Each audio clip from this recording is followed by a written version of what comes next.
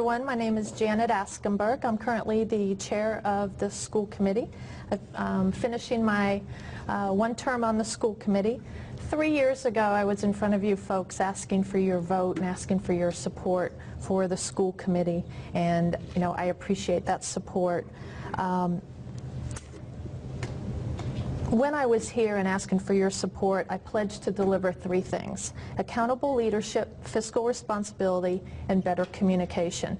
These were 3 goals that I believe that I could help deliver to the school committee, to the school district at large, and to the community as a whole. And I'd like to talk to you briefly about what I believe I accomplished as part of a team. I think we got a lot of things done over the last 3 years, and I'm not the type of person to say I did it. I believe I was a very productive member of a great team that we had. And one of the first things we did is, which I believe in great leadership, is getting the right people in place and making sure they're doing the right things. So we hired Dr. Frank Tiano, and he has been an excellent superintendent for us. And part of the leadership that we've been exhibiting is we have given him clearly defined goals, and part of his compensation is based on achieving those goals. So we believe in responsible and accountable leadership. We believe we exhibit that, and we expect our leaders in the school district to exhibit that as well. I talked a lot about having a 5-year strategic plan for our school district, which I thought was very important. It would be our guiding principles and set goals of which we would then base our budget on, and Dr. Tiano put that in place, and we're very proud of that.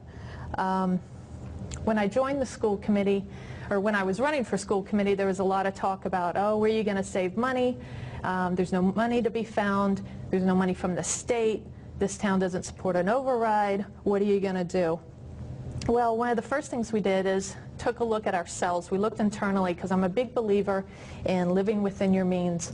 My father always taught me that and said, Janet, before you go to somebody and you ask for more money, make sure that you're stretching every penny that you have, to its fullest first. So that was one of the first things I wanted to focus on, and we did. So we looked internally, and we did efficiency audits, both ourselves, and we outsourced some of those to outside consultants.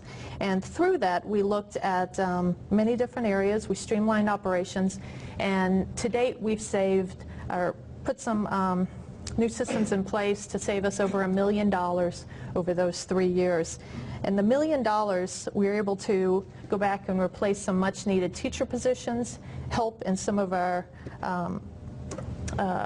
busier classrooms, I would say, and we invested in technology. But a lot of that money, quite honestly, was used just to pay the bills. We have some large contracts that we have to pay for, and we found the money to make that happen.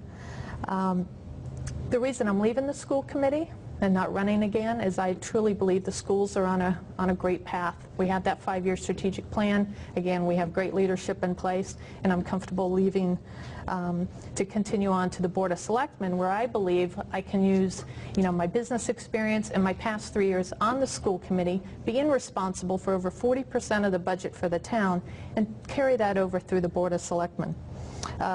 Why I'm running? My family and I moved here about 12 years ago, and we moved here for quality of life. And I want to maintain that quality of life, improve upon it, and truly just keep Chelmsford, Chelmsford. Not only for myself, but for my boys. I would love nothing more than my boys to stay here in town and raise their family. So I want to protect open space. I want to make sure we're fiscally responsible. And I just want to maintain what we have. My priorities, if elected: tax relief. I want to reduce the spending in this town, and I want to increase revenues. How will I do that? Efficiency studies. I believe there's a great opportunity there for us to look internally and again make sure that we are spending every penny as wisely as possible, and look for any opportunities for consolidations, regionalization, anything we can do to stretch that penny. Increased revenues, we need to reduce our commercial vacancy rates. Getting more businesses in town produces more jobs for our local residents, has people coming into our local businesses. Transparency, that's something I want to focus on, and that's through the monthly budget reviews. That's something we do for the school committee.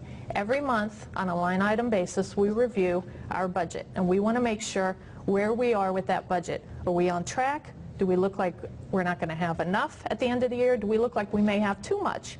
But I think it's very important because that's one of the biggest responsibilities here is managing the budget. And I think unless you're doing that on a monthly basis, you're not really being fiscally responsible. Accountable leadership. I'd like to see the town manager have some very clearly defined goals. One of them would be around reducing commercial vacancy rates. And I believe not only should we just give them those goals, but the Board of Selectmen should be supportive in those goals and ultimately be held responsible for meeting those goals. I have a campaign party coming up on Friday night. It's at Princeton Station, March 15th, 6 to 10 p.m. I hope you can make it. And I guess I'll open it up to questions. And I'm sorry, I don't know why I'm so nervous, but I am.